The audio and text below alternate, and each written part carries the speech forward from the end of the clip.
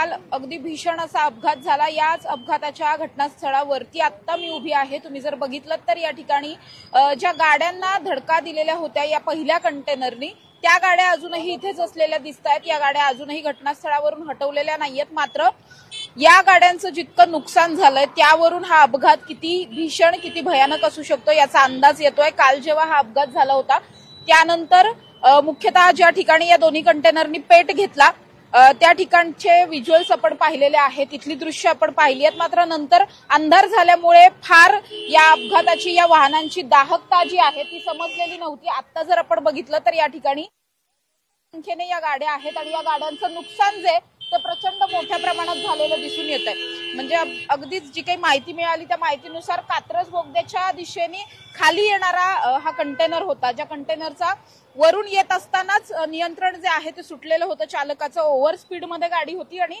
जास्त स्पीड गाडीमध्ये असल्यामुळे कुठेतरी त्यामुळे या ड्रायव्हरला ही गाडी पुन्हा नियंत्रणात आणता आली नाही आणि त्यामुळे स्पीड वाढला आणि बाजूला असणाऱ्या अनेक गाड्यांना धडक देत देत हा कंटेनर खालीपर्यंत आला। खाली आल्याच्या नंतर या कंटेनरने पेट घेतला, या कंटेनरने आणखी एका कंटेनरला धडक दिली आणि या सगळ्याच्या मध्ये एक गाडी जी आहे ती दाबली गेलेली होती आणि या गाडीत सुद्धा मग आपण बघितलं की नंतर या गाडीने सुद्धा पेट घेतला। आता जर आपण समोर ही गाडी बघतोय, प्रचंड मोठ्या प्रमाणात नुकसान झालंय। अशा किमान 10 ते 12 गाड्या असल्याची माहिती मिळते। जवळपास 1 किलोमीटरचा हा पट्टा आहे आणि या 1 किलोमीटरच्या पट्ट्यामध्ये अनेक गाड्यांना धडक देत देत हा कंटेनर पुढे आलेला होता। आपण बघितलं तर या आता इथे लावलेल्या केवळ 5 गाड्या आहेत, मात्र मागे आणखी अशा बऱ्याच गाड्या आहेत ज्या गाड्यांना अशाच पद्धतीने या कंटेनरने धडक दिलेली होती। गाडीचा आतले जर आपण पार्ट बघितले तर म्हणजे काही ठिकाणी एअरबॅग्स ओपन झाल्यात, काही ठिकाणचे एअरबॅग्स सुद्धा ओपन झालेले नाहीये। त्यामुळे यामधले जे जखमी आहेत ते किती गंभीर स्वरूपाचे जखमी होऊ शकतात हे या गाड्यांच्या जो काही आता पार्ट उरलेले आहेत त्याच्यावरून समजतंय की आतल्या लोकांचे यामध्ये काय हाल झाले असतील। इतका भीषण स्वरूपाचा हा संपूर्ण अपघात होता आणि 1 किलोमीटरच्या पट्ट्यामध्ये अनेक गाड्यांचं नुकसान झालंय। म्हणजे 1-1.5 किलोमीटरचा हा संपूर्ण पट्टा आहे ज्यामध्ये या गाड्या ज्या अपघातग्रस्त आहेत त्या गाड्या अजूनही याच ठिकाणी अगदी बाजूला काढून लावलेल्या दिसून येत आहेत। पुढच्या काही वेळामध्ये या गाड्या कदाचित स्क्रॅप पण केल्या जातील किंवा डिस्कार्ड केल्या जातील। मात्र या सगळ्यामध्ये जे मृत आहेत ते जवळपास आतापर्यंत 8 जणांचा या सगळ्यामध्ये मृत्यू झालेला पाहायला मिळतोय। तर अनेक जण सध्या जखमी सुद्धा आहेत, काहींना रुग्णालयातून डिस्चार्ज देण्यात आलाय तर काहींवर अजूनही उपचार सुरू असलेले पाहायला मिळत आहेत। ज्या वाहनांना कंटेनरने धडक दिलेली होती अशी काही वाहनं आपण पाहिली। आता मी ज्या ठिकाणी उभी आहे हा तोच कंटेनर आहे जो या सगळ्या अपघातामध्ये जळालेला पाहायला मिळतोय। आता हा जो पुढचा पार्ट आहे हा खरं तर केबिनचा भाग आहे, मात्र केबिन या कंटेनरला राहिलंच नाहीये। केबिन पूर्णपणे जळून खाक झालेलं पाहायला मिळतंय।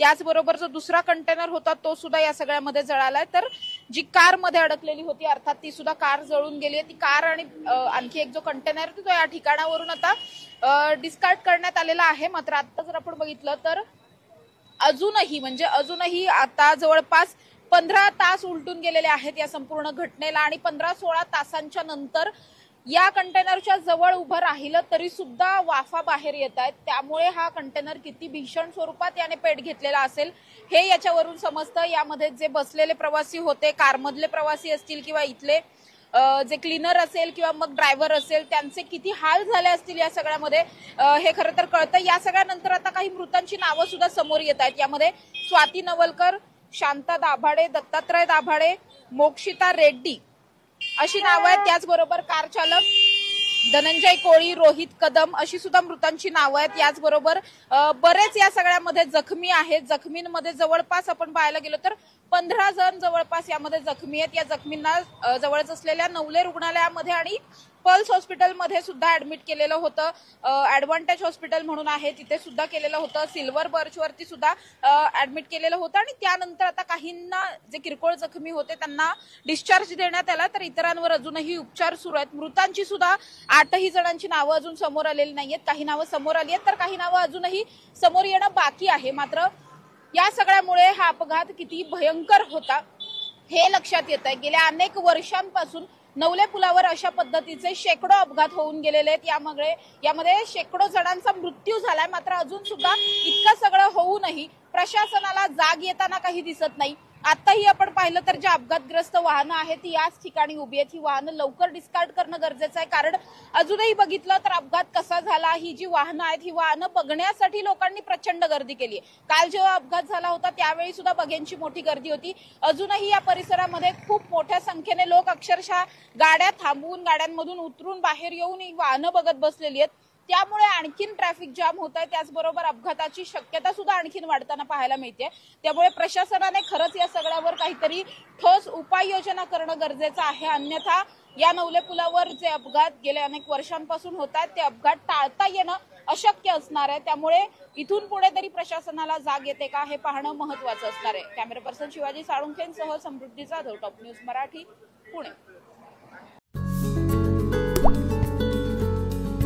आता जोकासू एसटीपी या अत्याधुनिक जॅपनीज तंत्रज्ञानाने सुसज्ज, quick installation, energy efficient, noiseless blowers, low maintenance या आणि अशा वैशिष्ट्यांनी परिपूर्ण जोकासू एसटीपी तंत्रज्ञान प्रकल्प उभारणीपासून ते विक्री पश्चात समाधानकारक सेवा देणारी, भारताबरोबरच परदेशात देखील प्रकल्पांची यशस्वी उभारणी करणारी company Deccan water treatment private limited.